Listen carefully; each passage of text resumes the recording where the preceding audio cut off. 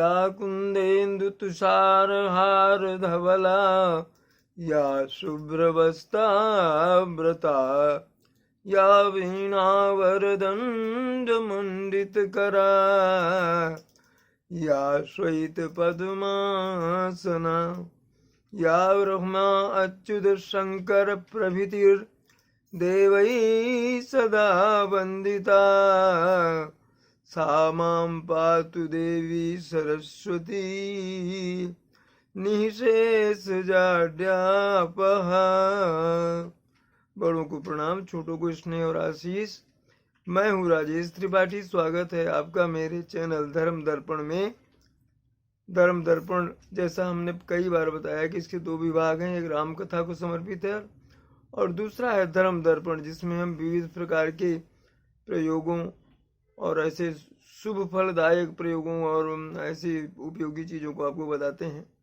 आज एक ऐसी विद्या के बारे में हम बताने जा रहे हैं जो अनोखी तो है भी और साथ ही विचित्र है। एक शब्द में कहने से इसमें विश्वास नहीं होता, मगर ये सत्य है और प्रमाणित है। यह है टेलीपैथी। टेलीपैथी का अर्थ ये हुआ कि आप अपने पास जगह से कहीं दूर गए बिना और किसी माध्यम का उपयोग किए बिना, मतलब मोबाइल या फ़ोन या कोई और माध्यम, किसी को अपनी मन की शक्ति से अपना संदेश पहुंचा दें और वो आपकी बात सुन ले, आप तक आ जाए। ऐसा हुआ है, मेरे साथ ही हुआ है। इसको कपोल कल्पना ना समझें, क्योंकि मैं मिथ्यावादन तो करूंगा नहीं। इस विद्या को साबित करने के लिए वर्षों से, अतीत काल से, मुनियों के समय से चला आ रहा है। आपने कई बार सुना हुआ कि एक मुनि ने ध्यान लगाया और दूसरे मुनि को अपनी बात कह दी। तो ये मन को एकाग्र करके और लंबा अभ्यास करके, ये ऐसा नहीं है कि आपने अभी चाहा और अभी हो गया। मेरे से तो तत्काल हो गया था। वो कैसे हुआ था, कैसे मेरे मन के संकेत की तरंगे और उन व्यक्ति के जिसको मैं बुलाना चाहता था पहुंची, वो प्रभु जाने। मगर उन्होंने ही कहा आ करके कि यहाँ मुझे विग्रता से कौन बुला रहा था। मैंने कहा मैं। बोले आप टेलीपैथी जानते हैं? तब मैं पहली बार जिंदगी में वो शब्द मेरे आया, टेलीपैथी। चलिए वहीं से शुरू करते हैं। इसका मैंने शीर्षक दिया है कि क्या मीलों दूर बैठे व्यक्ति को आप मन की शक्ति से बुला सकते हैं। ये है। अब ये मैंने किया था, यही मैंने किया था। आत्मश्लाघा या आत्म प्रशंसा मत समझो, मेरी व्यवस्था थी। कुछ ऐसी घटनाएं थी जिससे मैं व्यग्र हो गया था और मैंने बड़ी व्यग्रता से उस व्यक्ति को बार बार नाम मन में पुकारा और ध्यान में बैठ गया कि आपको यहाँ आना है, आपको यहाँ आना है, आपको यहाँ आना है, बहुत जरूरी है, आपको यहाँ आना है। और क्या हुआ था वो मैं बताता हूँ। फिर टेलीपैथी के बारे में बात करने से पहले एक घटना का जिक्र करना चाहता हूँ। तब मैं इस विद्या के बारे में कुछ भी नहीं जानता था। इतना जरूर सुना था कि किसी को दिल से पुकारो तो उस तक कभी कभी संदेश तक भी पहुंच जाया जा सकता है, संदेश भी पहुंच जा सकते हैं। वैसे ही वैज्ञानिकों का कहना है कि हम अपने मस्तिष्क का बहुत छोटा भाग ही इस्तेमाल कर पाते हैं, बाकी निष्क्रिय पड़ा रहता है। अगर संपूर्ण मस्तिष्क का प्रयोग किया जा सके तो असाध्य साधन किया जा सकता है। संजय द्वारा महाभारत का युद्ध अंधे धृतराष्ट्र को दिखाने, उसकी धारा विवरणी सुनाने को भी लोग टेलीपैथी के विकसित रूप में ही देखते हैं। वापस उस घटना में आते हैं जिसने टेलीपैथी शब्द से मुझे परिचित कराया। हुआ यह कि मेरी बेटी हाई स्कूल की परीक्षा दे रही थी। दूसरे दिन उसका हिंदी का विषय था। हिंदी में थोड़ा कमजोर थी तो वो परेशान हो रही थी। तो हमारे एक मित्र शिक्षक राय साहब, घनिष्ठ बंधु, वो घर आते जाते थे, भैया के भी बंधु थे, लिखते उखते भी थे उनके सन्मार्ग में। तो उन्होंने कहा बेटी घबराओ मत, मैं परीक्षा के एक दिन पहले आकर सब कुछ समझा दूंगा, क्या कैसे करना है। बेटी के साथ हम भी आश्वस्त हो गए कि चलो राय साहब बता देंगे तो इसकी घबराहट दूर हो जाएगी, अच्छी तरह से परीक्षा दे पाएगी, बेटी को समझा देंगे। जिस दिन उन्हें आना था शायद वह यह बात भूल गए कि उनको हमारे यहाँ आना है और बेटी को हिंदी के विषय में समझाना है, क्योंकि दूसरे दिन उसकी परीक्षा है। और बेटी मन मार के बैठी थी, परेशान थी, उदास हो गई थी। तो मैंने समझाया, अरे भाई ठीक है, आ जाएंगे, राय साहब आ जाएंगे। जब शाम का धुंधलका घिर आया और राय साहब नहीं आए तो मैं भी व्यग्र हो गया, मेरी भी चिंता मुझे लग गई। मैं बरामदे में धुंधलके में एक जगह एकांत में बैठकर आंख बंद करके बस यही कहता रहा, राय साहब आपको यहाँ आना है, बेटी को पढ़ाना है, आप कह कर गए और आप भूल गए। वो परेशान है, बहुत परेशान है, कल उसकी परीक्षा है, आपको आना है, आपको हर हाल में आना है, आप तुरंत आइए, अब जहाँ भी हैं पहले यहाँ आइए, हम सब परेशान हैं। ये कहते हुए आधा घंटा बीता होगा कि राय साहब बदहवास से भागते आए। अभी मैं इस घटना का जिक्र कर रहा हूँ तो रोमांच हो रहा है मुझे, क्योंकि चूंकि मेरे साथ ये घटी है, सत्य घटना है, और कोई कहानी सुनाकर मैं आपसे कुछ पा नहीं लूंगा, इसलिए मैं बता रहा हूँ कि ऐसा हुआ था। बदहवास से दौड़ते हुए आए और कहा कि अरे भाई कौन है जो मुझे याद कर रहा था, मुझे घर जाना था। और मेरे मन में यह बात हथौड़े की तरह लग रही थी कि घर नहीं, आपको त्रिपाठी जी के घर जाना है, पहले उनकी बेटी को पढ़ाना है, कल उसकी परीक्षा है, जाइए पहले उसका मार्गदर्शन कीजिए, इसके बाद बरबस ही मेरे कदम आपके घर की ओर मुड़ गए। मैंने कहा, मैं आपको व्यग्रता से बुला रहा था, याद कर रहा था, क्या करूं, बेटी बहुत घबरा रही थी। इतना सुनते ही वो इत्तेफाक से बोले, राजेश जी आप टेलीपैथी जानते हैं क्या? उनका सीधा सा तपाक सा ये आवाज, ये प्रश्न था। अपने दिमाग से, अपने विचार से, दिमाग से मैं सोचने लगा कि विह्वल कर दिया मुझे इसने, टेलीपैथी शब्द ने।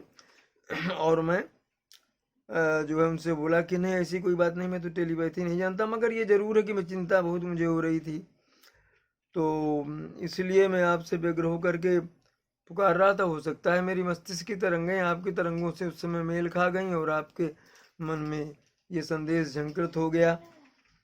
अपितु ये है कि उसके बाद टेलीपैथी के बारे में जाना तो चमत्कृत हो गया। कुछ लोग इसके लिए सीधा सा उदाहरण देते हैं कि आप किसी व्यक्ति को याद कर जब आंख बंद कर लेते हैं तो मस्तिष्क पर उसकी छवि अपने आप कैसे उभर आती है। यही शक्ति विकसित हो जाए तो व्यक्ति न सिर्फ मस्तिष्क की तरंगों को दूसरे तक पहुंचा सकेगा, अपितु उसके मन को भी पढ़ सकेगा। हमारे ऋषि मुनि ध्यान लगाकर आने वाले अनिष्ट या किसी अन्य विपत्ति को भांप लेते थे। ध्यान से वे अपना तादात्म्य परम शक्ति से बैठाने में भी सक्षम रहते थे। परम शक्ति परमेश्वर भविष्य में होने वाली घटना का पहले से संकेत मिलता है, पूर्वाभास मिलता है, यानी टेलीपैथी है ये। आमतौर पर हमें वर्तमान की, अपने आसपास की घटनाओं की जानकारी होती है। भविष्य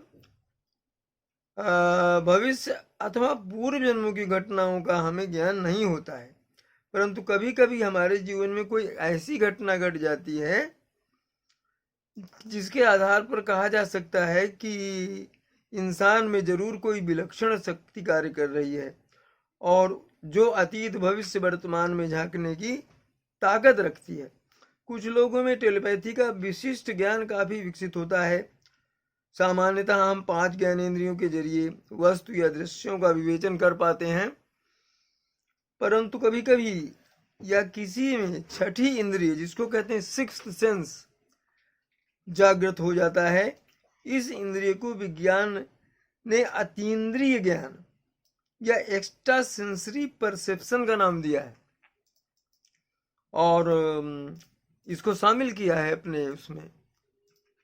दरअसल हम सब में थोड़ी बहुत टेलीपैथी होती है, लेकिन कुछ लोगों में यह इतनी सशक्त होती है कि वह अपनों के साथ घटने वाली अच्छी और बुरी दोनों प्रकार की घटनाओं को आसानी से जान लेते हैं।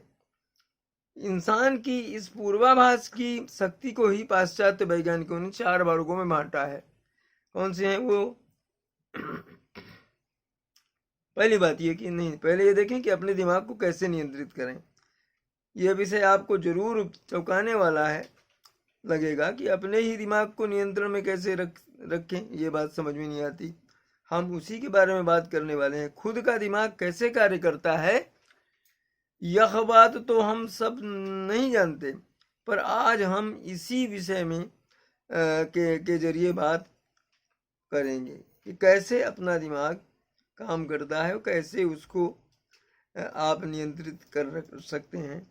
मन मस्तिष्क की उस क्षमता को कहते हैं जो मनुष्य को चिंतन शक्ति, स्मरण शक्ति, निर्णय शक्ति, बुद्धिभाव, इंद्रियाग्रहता, एकाग्रता, व्यवहार, परिज्ञान माने अंतर्दृष्टि इत्यादि में सक्षम बनाता है। सामान्य भाषा में मन शरीर का वह हिस्सा या प्रक्रिया है जो किसी ज्ञातव्य को ग्रहण करने, सोचने और समझने का कार्य करता है। यह मस्तिष्क का एक कार्य है। मन और इसके कार्य करने के विविध पहलुओं का मनोवैज्ञानिक नामक ज्ञान की शाखा जो द्वारा अध्ययन किया जाता है। मानसिक स्वास्थ्य और मनोरोग किसी व्यक्ति के मन के सही ढंग से कार्य करने का विश्लेषण करते हैं। मनोविश्लेषण नामक शाखा मन के अंदर छुपी उन जटिलताओं का उद्घाटन करने की विधा है जो मनोरोग अथवा मानसिक स्वास्थ्य में व्यवधान का कारण बनते हैं। वहीं मनोरोग चिकित्सा मानसिक स्वास्थ्य को पुनर्स्थापित करने की विधा है या विद्या है। बगैर किसी उपकरण की मदद से लोगों के मन की बात जान लेने की कला को टेलीपैथी कहते हैं। जरूरी नहीं कि हम किसी से संपर्क करें, हम दूर बैठे किसी व्यक्ति की बात उसके माध्यम से सुन सकते हैं और देख सकते हैं और उसकी स्थिति को जान सकते हैं। इसलिए टेलीपैथी को हिंदी में अगर समझा जाए तो दूरानुभूति कह सकते हैं हम, कि दूर की अनुभूति हमको हो जाती है इससे। टेलीपैथी शब्द का सबसे पहले इस्तेमाल 1882 में फ्रेडरिक W.H. मायर्स ने किया था। कहते हैं कि जिस व्यक्ति में यह छठी इंद्रिय या सिक्स्थ सेंस जागृत होती है वो जान लेता है कि दूसरों के मन में क्या चल रहा है। यह परामनोविज्ञान का विषय है जिसमें टेलीपैथी को कई प्रकार, उसको भी एक प्रकार बताए गए हैं। टेली शब्द से ही टेलीफोन, टेलीविजन आदि शब्द बने हैं। ये सभी दूर के संदेश और चित्र को पकड़ने वाले यंत्र हैं। इतनी दिमाग में भी ये तरह तरह की क्षमता होती है। कोई व्यक्ति अब जब किसी के मन की बात जान ले या दूर घट रही घटना को पकड़ कर उसका दर्शन करा दे तो उसे पारेंद्रिय ज्ञान से संपन्न व्यक्ति कहते हैं। महाभारत काल में संजय के पास यह क्षमता थी। उन्होंने दूर चल रहे युद्ध का वर्णन धृतराष्ट्र को शब्दशः दृश्यता किया जैसा जो हो रहा था। टेलीपैथी को विकसित करने के 3 तरीके हैं: ध्यान, योग, आधुनिक तकनीक। अब आते हैं ध्यान में। लगातार ध्यान करते रहने से मन स्थिर होता है। मन के स्थिर और शांत होने से साक्षी भाव जगने लगता है। यह संवेदनशील अवस्था टेलीपैथी के लिए बहुत जरूरी है। ध्यान करने वाला व्यक्ति किसी भी मन की बात समझ सकता है। कितने ही दूर बैठे व्यक्ति की स्थिति और बातचीत का वर्णन कर सकता है। योग में मन शक्ति योग के द्वारा इस शक्ति को हासिल किया जा सकता है। ज्ञान की स्थिति में संयम होने पर दूसरे के मन का ज्ञान होता है। यदि मन शांत है तो दूसरे के मन का हाल जानने की शक्ति हासिल हो जाएगी। योग में त्राटक विद्या है एक।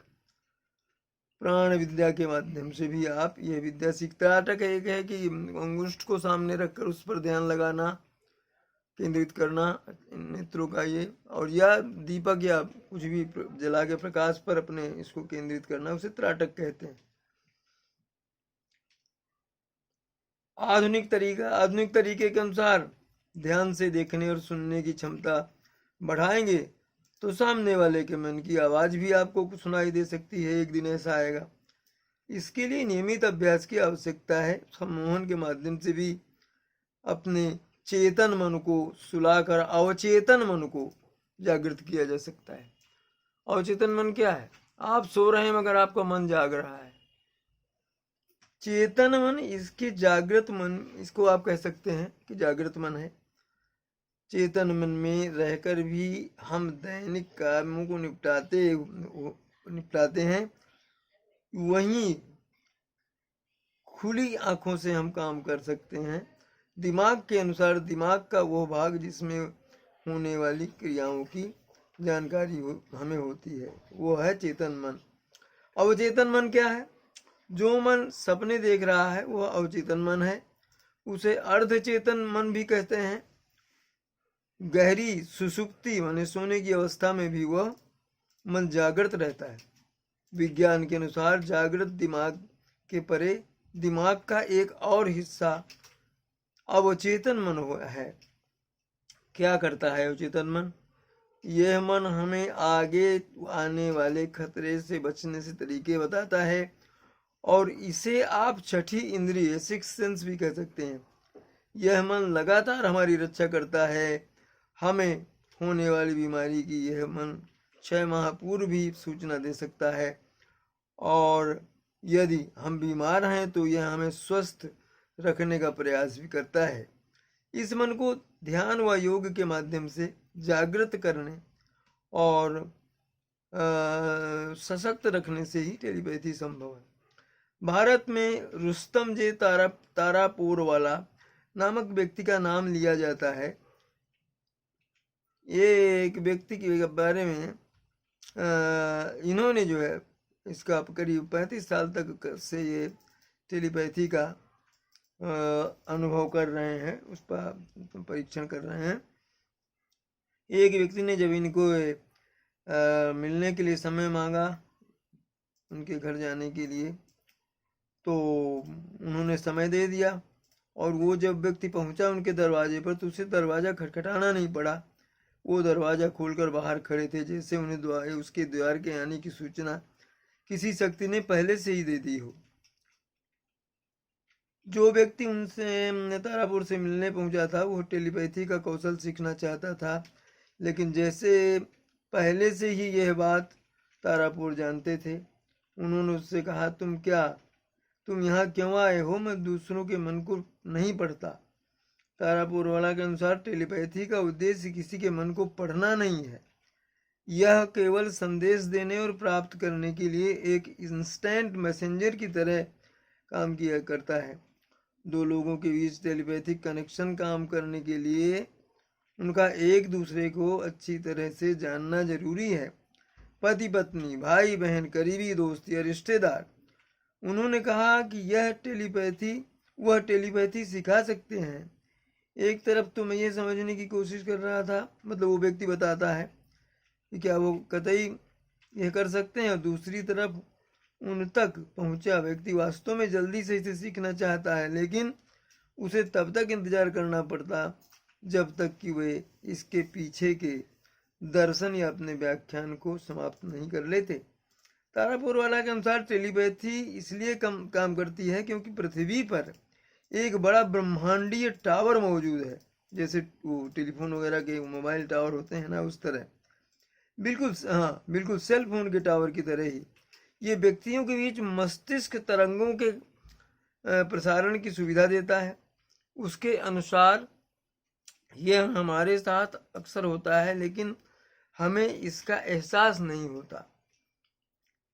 कभी कभी आप ऐसे व्यक्ति के बारे में सोचते हैं जिसके आप काफ़ी करीब हैं, और वो व्यक्ति उसी पल आपको फ़ोन कर देता है या आपके दरवाजे पर खड़ा होता है। यदि मैं दुनिया को प्रभावी ढंग से संदेश भेजना चाहता हूँ तो मुझे कम से कम 1 महीने के लिए तकनीक का अभ्यास करने की ज़रूरत पड़ सकती है। ये तारापुर वाला जो इसके विशेषज्ञ माने गए हैं टेलीपैथी के। प्रशिक्षण एक लक्ष्य के अभ्यास की तरह है। तारापुर वाला ने कहा, आपका मस्तिष्क एक बंदूक की तरह है।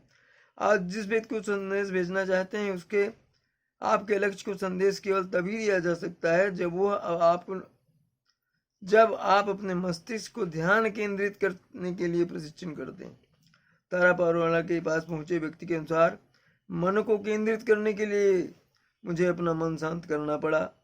सबसे पहले 25 से 1 तक उल्टी गिनती गिने, शांत हो जाओ, गहरी सांस लो और हो गया।